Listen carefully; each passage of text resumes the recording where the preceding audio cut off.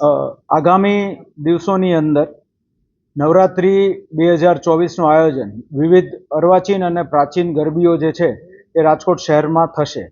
તો આને ધ્યાનમાં રાખીને રાજકોટ શહેરની લાયસન્સ બ્રાન્ચ દ્વારા વિવિધ અર્વાચીન ગરબીઓને મંજૂરી આપવામાં આવતી હોય છે. આ અરજીઓ જે કરવામાં આવે છે અરજદારો દ્વારા મંજૂરીની, તેની અંદર એક ફોર્મ આખું પ્રિસ્ક્રાઇબ કરવામાં આવ્યું છે. અરજદાર જ્યારે પોતાની અરજી કરે ત્યારે પોતાની સંપૂર્ણ વિગત, પોતે ટિકિટ માટેના કેટલા દરો રહેશે, એટલે કે જે બુકિંગ લાયસન્સ મેળવવાના છે તેની સાથે સાથે એણે પરફોર્મન્સ લાયસન્સ માટેનું જે પ્રોસિજર આખી કરવાની છે એ એણે કરવાની રહેશે. અને એની શરતોની અંદર અમુક અમે ગુજરાત પબ્લિક સેફ્ટી એક્ટને ધ્યાનમાં રાખીને પણ શરતોનો ઉમેરો કર્યો છે, અને તે ઉપરાંત પણ જનરલ પબ્લિકની સેફ્ટી માટે ધ્યાનમાં રાખીને અમુક શરતોનો ઉમેરો કર્યો છે. જેની અંદર સૌપ્રથમ તો એક છે પબ્લિક લાયબિલિટી ઇન્સ્યોરન્સ પોલિસી લેવાની રહેશે, જેમાં જે કોઈ પણ લોકો જે ગરબાનું આયોજન કરી રહ્યા છે તો ત્યાં જે લોકો આવી રહ્યા છે તેની સુરક્ષાને ધ્યાનમાં રાખીને એક ઇન્સ્યોરન્સ પોલિસી જે છે એ એમણે લેવાની રહેશે. તે ઉપરાંત જે છે ત્યાં CCTV cameras entry exit gates પર અનિવાર્યપણે લગાવવાના રહેશે. સિક્યુરિટી એજન્સીઝ જે છે તેની સંપૂર્ણ વિગત પોલીસને આપવાની રહેશે. તે ઉપરાંત જે અલગ અલગ માહિતી જે આપણે તે લોકો પાસેથી મગાવી છે તેની અંદર ફાયર એનઓસી જે છે એ ફાયર એનઓસી તે લોકોએ મેળવીને જમા કરાવવાનું રહેશે. વિદ્યુત નિરીક્ષકનું ઇલેક્ટ્રિકલ ફિટિંગ અંગેનું જે સર્ટિફિકેટ છે તે જમા કરાવવાનું રહેશે. ઇમરજન્સી ડૉક્ટરની વ્યવસ્થા અને એમ્બ્યુલન્સની વ્યવસ્થા જે ગરબીના આયોજકોએ પોતાને ત્યાં રાખવાની રહેશે. સ્ટ્રક્ચરલ સ્ટેબિલિટી અંગેનું પ્રમાણપત્ર રાખવાનું રહેશે.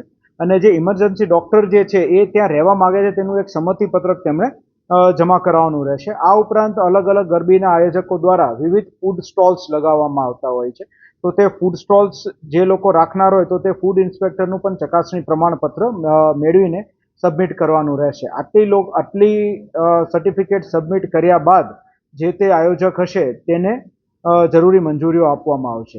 જો આયોજક જે છે તેના દ્વારા બીજાની માલિકી જે હોય તેવી જગ્યાઓ, એટલે ખાનગી માલિકીની જગ્યાઓ જે છે ત્યાંથી ભાડે રાખવામાં આવ્યું હશે તો જે તે ખાનગી માલિકની પણ સંપૂર્ણ વિગત અને તેની પાસેથી ભાડે રાખ્યું હોય તો ભાડા કરાર અને એમનું જે એનઓસી સર્ટિફિકેટ જે હોય એ પણ તેમને રજૂ કરવાનું રહેશે પોલીસ સ્ટેશન ખાતે. અને ત્યાંથી આ બધા જ કાગળોની ચકાસણી કરીને લાયસન્સ બ્રાન્ચ ખાતે આવ્યા બાદ લાયસન્સ બ્રાન્ચ જે છે એ આગળ મંજૂરી આપવા માટેની પ્રક્રિયા હાથ ધરશે.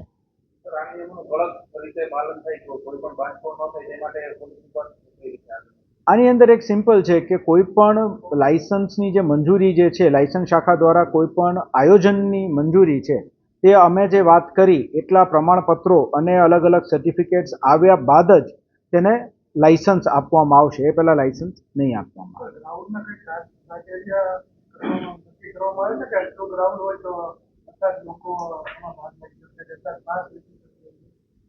જે તે જગ્યાએ આયોજન કરવામાં આવી રહ્યું છે તો તે ગ્રાઉન્ડ જે છે તેની ક્રાઉડની જે કેપેસિટી છે તેનું વિશ્લેષણ જે છે એ જ્યારે લોકલ સ્થાનિક કક્ષાએથી થાણા અધિકારી વિઝિટ કરશે ત્યારે કરશે. અને એને ધ્યાનમાં રાખીને આ બધાને જે આપણે પબ્લિક સેફ્ટી એક્ટનું અગેન આની અંદર પાલન કરવા માટે કહ્યું છે કે જે તે ગ્રાઉન્ડ છે તેની ક્રાઉડ કેપેસિટીને ધ્યાનમાં રાખીને એક સમય જો વધી જાય તો પછી બાકીના લોકોની એન્ટ્રી બંધ કરવા માટેનું પણ એક શરતો જે છે એ આપણે ઉમેરો કરેલો છે.